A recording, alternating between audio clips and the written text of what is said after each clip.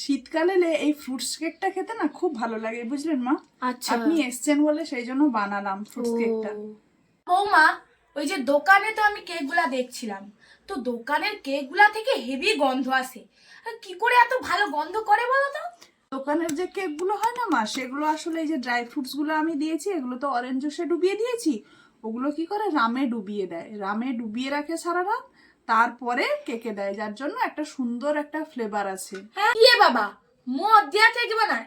ছি ছি ছি ছি, এতদিন ঘরে এতগুলা লোক বানাইছে, কই আমি জীবনে শুনিনি যে মদ দিয়া কেক বানাইছে। আমি তোমার কাছ থেকেই শুনলি প্রথম। ছি ছি ছি ছি।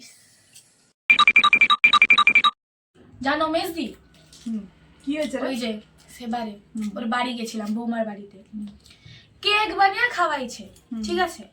এবার আমি জিজ্ঞাসা করলি যে কেকে এত সুন্দর গন্ধ কি করে আসে, বলে নাকি মদ দিয়ে আসে।